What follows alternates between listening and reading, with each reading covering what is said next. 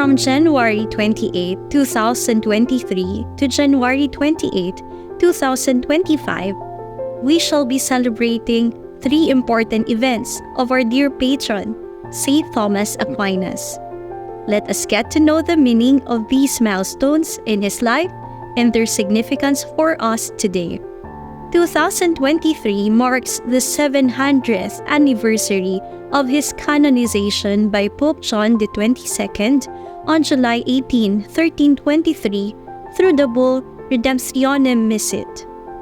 Canonization refers to a solemn act done by the Pope, inscribing a person in the Church's canon or roster of saints. This is done after a thorough inquiry on the life and holiness of the person. By declaring someone as a saint, the Church highlights the person's life as a model for all Christians to imitate. It is also an assurance that the person is already with God in heaven. Thus, we can be confident in asking for the saint's prayer and intercession. 2024 is the 750th anniversary of the death of St. Thomas Aquinas on March 7, 1274 at the Cistercian Abbey of Fossa Nova southeast of Rome. Just a year earlier, he had his famous vision where Christ asked him, "You have written well of me, Thomas. What do you want in return?"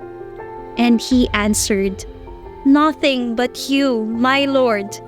Not long after this, the Lord fulfilled his wish by taking Thomas to himself after many years of serving him as a Dominican priest, theologian, and professor.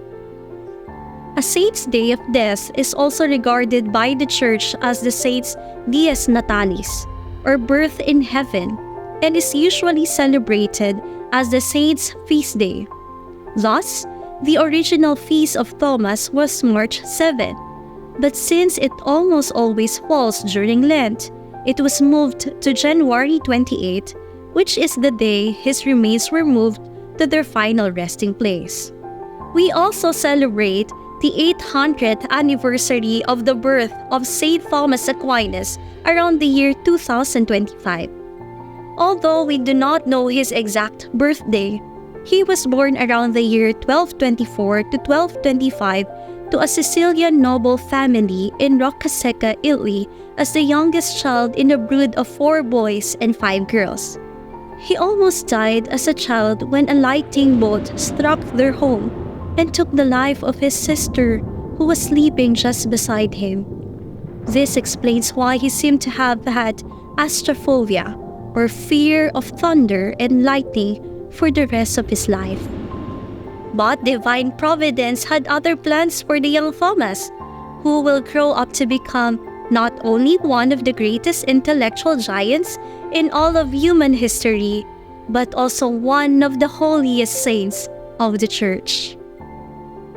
May our 3-year celebration of these important milestones in his life lead us to a deeper appreciation of the great gift of our patron, St. Thomas Aquinas, not only to the university and to the order, but to the Church and the world.